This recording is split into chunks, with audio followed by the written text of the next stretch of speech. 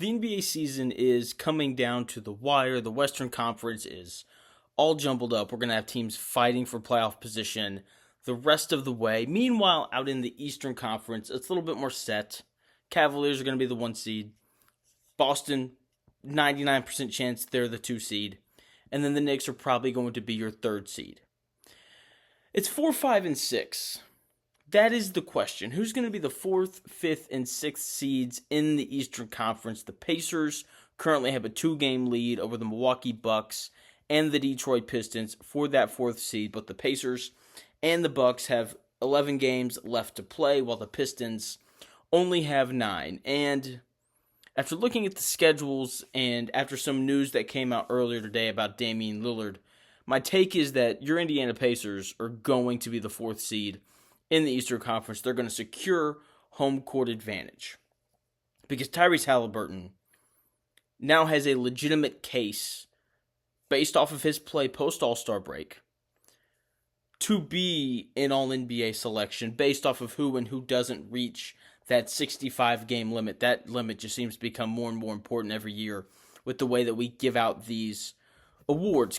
And look, man, Halliburton's been nothing short of outstanding after the All-Star break. Averaging, like 21.5 points per game on 70% true shooting. His assist-to-turnover ratio is 11-1, which is just unheard of. The Pacers have won 75% of the games that he's played in after the All-Star break. The Pacers, just in general, are 29-11 in their last 40 games after starting 10-15 on the season.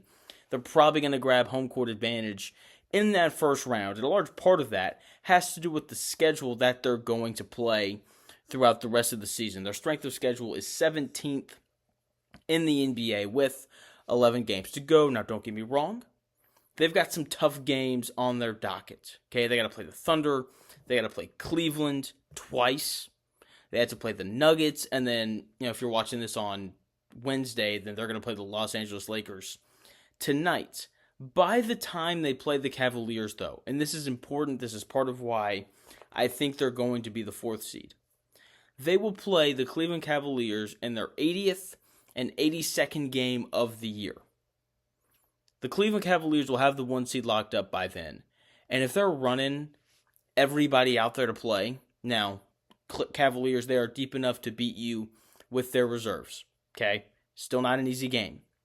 But much easier than having to deal with Garland and Donovan Mitchell and Evan Mobley, going full tilt, running at you, So that's part of why I like their schedule. That's part of why I think they'll grab that 4th seed. It's that combined with the fact that they currently have a 2-game lead over both the Pistons and the Bucks.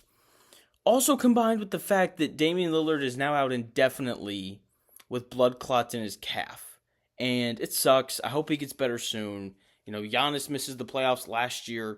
Damian Lillard misses, I think 3 games in that series against the Pacers as well. They end up getting bounced in the first round, in large part due to the injuries that they suffered. Injuries suck. I hate that they're happening this late in the year to a Bucks team that is good. Good enough to win a title? No. Good enough to win a first-round playoff series, though? Absolutely. So I hate that this is happening again for the 2nd year in a row.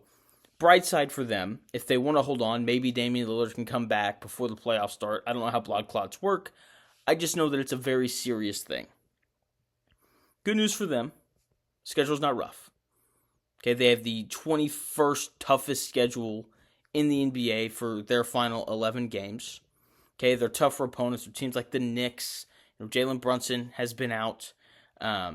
Even if he does come back by the time they play the Bucks, he's probably not going to be, in great shape.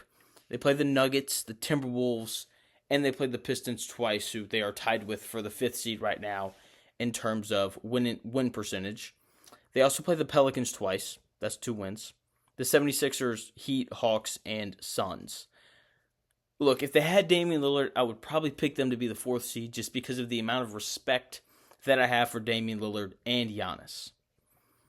But no Damian Lillard makes this so much tougher to a point where if the Pistons surpass them for the 5th seed, I would not be surprised. Now, the Pistons' schedule significantly tougher than the Pacers and the Bucks.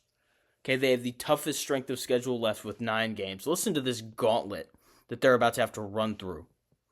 They're going to play the Thunder, the Cavaliers, the Knicks, the Bucks twice, the Grizzlies, and the Timberwolves.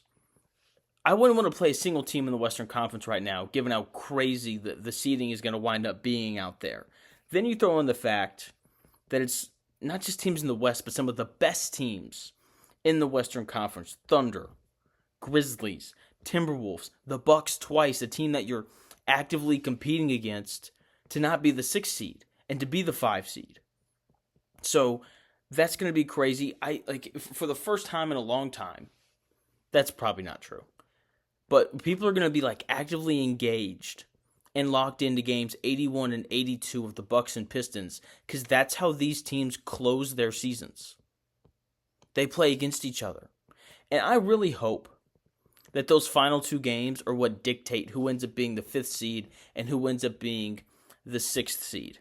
Because as much as I love the Pacers and as great as Tyrese Halliburton is playing, I think everyone would agree that you would rather play the Pacers than the Knicks in the first round, given just the overall star power of the Knicks is better than the Pacers, even though the Pacers do have significantly more depth than the New York Knickerbockers do. So my take, Pacers end up being the 4th seed, Bucks, Pistons comes down to the wire, and we're watching games 81 and 82 of their seasons in anticipation of seeing who's going to be that 5th seed. I can't wait. I'm going to say it's the Bucks just because I have too much respect for Giannis, but man, the Pistons have been so much fun this year. I'm not going to say that they've come out of nowhere. I mean, when you draft in the top 5, which seems like every year for a decade, I know that's hyperbole, but that's what it feels like. Eventually, you're going to be good. And the fact that they're doing all of this without Jaden Ivey has been incredibly impressive and one of the better stories of the NBA this season. Hopefully it comes down to the wire because I love watching these seed races and kind of how it all pans out. That's going to do it for the video here on My Take Is. Like, subscribe, do all those things, and I'll talk to you again soon.